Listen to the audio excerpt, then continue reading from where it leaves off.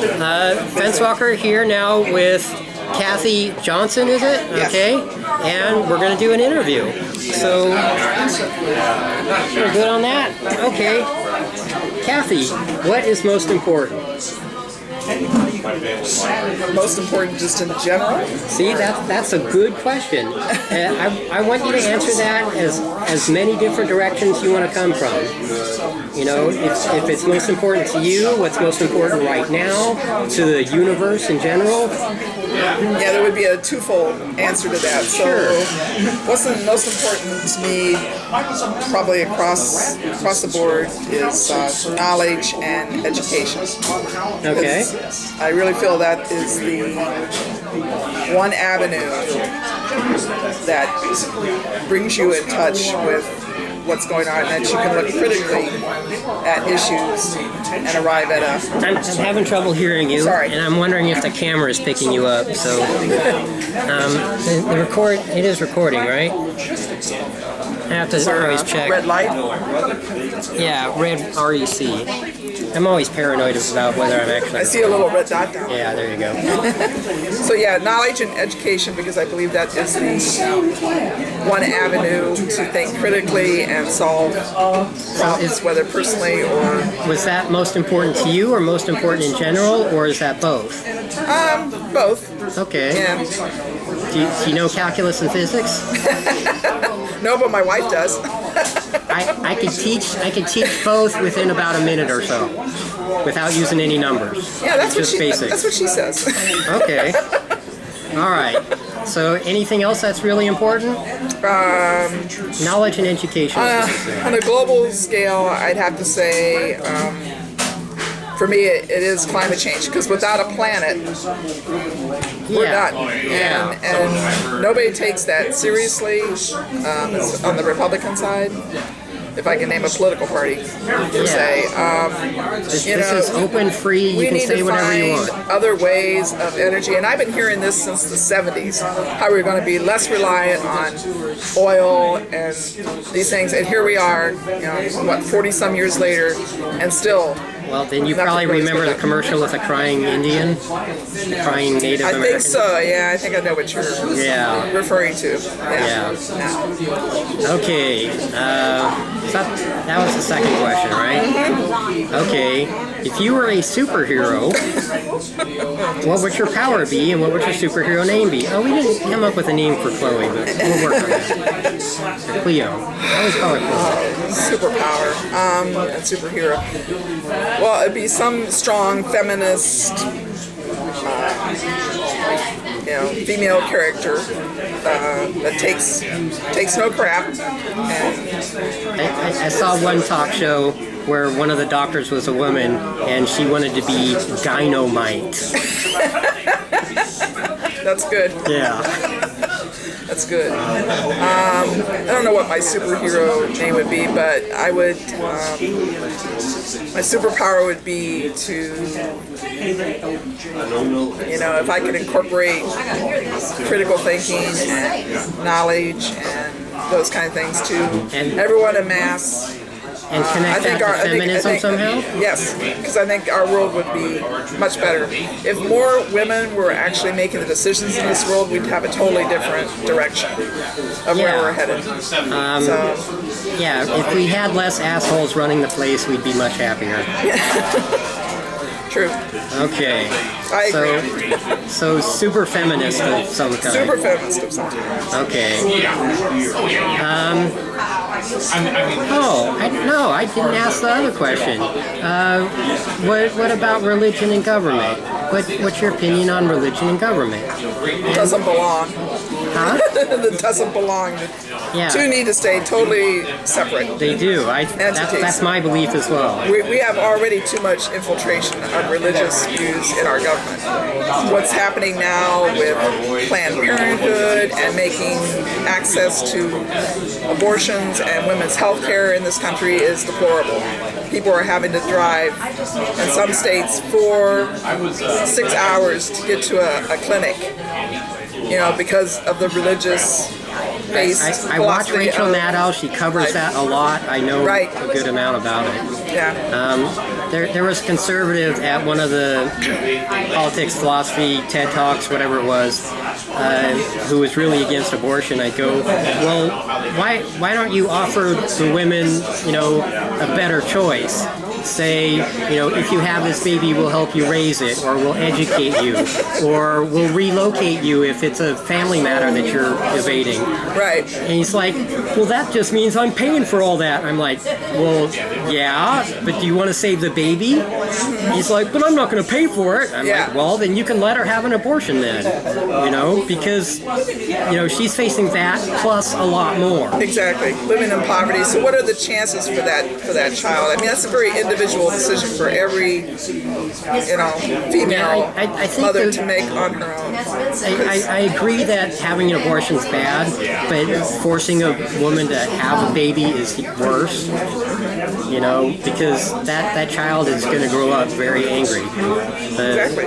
And most likely in poverty. And I understand a lot of the crime rates went down approximately 20 years after they legalized abortion.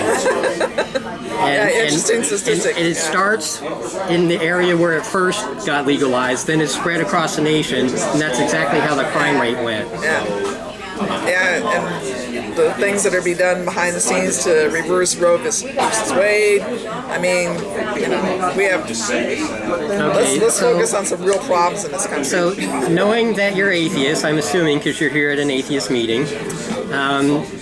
What is your background? Humanist. I like that. Okay, humanist. But yeah, I prefer apathetic. We need to take back the word atheist too, because it has a very bad. Yeah, I prefer apathetic because I just don't care. Okay. What is your history with religion?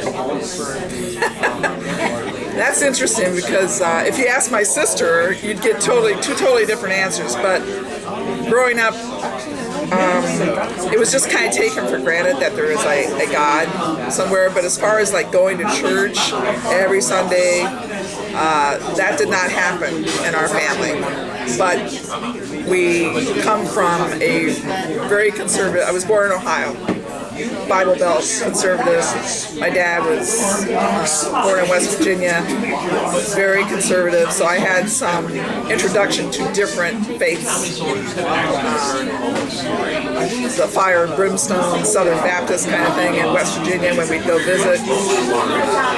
So for me, believing in the afterlife was the thing I kind of clung on to. It's like, wow, yeah, I'll be able to see all my people that die, they're not really dead. Yeah. I'll be able to see them again. Play with your childhood pet and all that kind of thing. So it wasn't until that started to break down through, again, reading about stuff, starting critical thinking. And that's my other question about religion is at what point did you decide that you weren't religious? I started really doing a self-exploration once my wife started questioning religion and finding out through history all the stories of the Bible. And I, growing up, you just kind of accept it. It's like, okay, it rained for 40 days and nights. But how did that, don't question anything because that's what the church tells you. It's like, God works in mysterious ways. So I bought that for a long time. So it wasn't until I really started questioning that once my wife came out and started, reading more and find out how, if Jesus walked the earth, why isn't there any record of that and so forth? Because we have records going back centuries, thousands of years of rulers and so forth, but yet nothing tangible on Jesus is found. So nothing they want us to know. Yeah. So then I started questions like, it's all just a bunch of stories. I mean, and you can find stories of various other religions that had the same story, the virgin birth. And it's like, I thought that was only unique to like Christianity, but no, so that their fables and stories, they're made up, fairy tales. And there's so much contradictions in the Bible too. So when I came out as lesbian and started going through the process of my sexual orientation, and of course, told you're going to go to hell, homosexuality is a sin. So I started questioning, well, if I'm made in God's image and He made me this way, then why is that wrong? So that was like the first contradiction that I think I started questioning, but I didn't really, I kind of dismissed it like, well, you're the one that's wrong, that's just your issue. Yeah. But there are many contradictions in the Bible.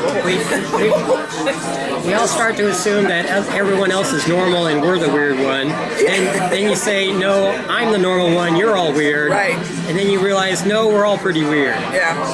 So you just turn off the critical thinking, and just kind of like follow like sheep. I didn't want to be one of the sheep any longer. yeah, I got so much to add to that, I'm not going to do it. The final question for this interview is, do you have any questions for me? Yes, what's been your most interesting or revealing thing in the interviews that you've conducted so far? What's been the most surprising or that got you to maybe question more about it? There have been a few. I'm going to have to go with one of the most recent ones. My most recent anonymous interview. For his superpower, he wanted to go back in time. And I thought, well, that's cool. You want to change some things? And he's like, no, I want to re-experience it. And I thought, well, that's actually wonderful. Because David Diskin, you know who he is? Yes. His most important was you only live once, and you need to realize that. And this superpower kind of fits with that. And that, here, you want the camera on me or you? It doesn't matter. Whatever you're comfortable with. Yeah.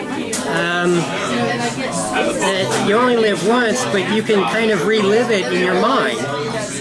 And go, I really liked, hanging out at the park with my family or something when I was a kid or when I was an adult and had a family of my own, or whatever the circumstance is. And you can relive that. And that coincides with some of my philosophies about are you familiar with the bottled anger that people have? That they bottle their anger and sometimes it releases? Oh, yeah. Well, and I don't know if I've done this on camera before, but here, now I'm going to do it on me. I got a phone call from a woman. We were both in a support group. She calls up in a panic, and I go, well, what's wrong? She's like, I just got home from this date. I'm like, oh, please tell me nothing bad happened. She's like, no, nothing bad at all happened. It was wonderful. I said, well, why are you in this panic? It's like, I don't know how to feel good. And so in our therapy sessions, we've been told that we bottle our anger and blah, blah, blah. I said, well, why don't we bottle our joy? So, you can't handle the joy right now. Well, set it aside and enjoy it later. Or enjoy a little bit now and save it for later. And that coincides with the time travel and you only live once. In that, I call it my memory jar, my joy jar, whatever you want to call it, where I know a lot of people going through some rough times. I've been through some rough times myself, being a brain tumor survivor. Congratulations. Yeah. That's my superpower. Can't imagine. So I try to get them to not focus on the pain and the suffering and what it's doing to your life, because a lot of the shit is just earth-shattering. I try to go focus on what's good. Focus on getting through it, and if it helps, remember what you've done that you've enjoyed. And that totally goes with YOLO, that totally goes with the time travel in your mind. So that's an eye-opening experience for me, both a confirmation of a previous eye-opening experience. So does that answer your question fully? Very much. Any other questions for me? No, I think that's great. Okay, then. Thank you for sharing. Thank you, Kathy Johnson. It is Johnson, right? Yes. Okay. Very good. All right. Thank you. Cool.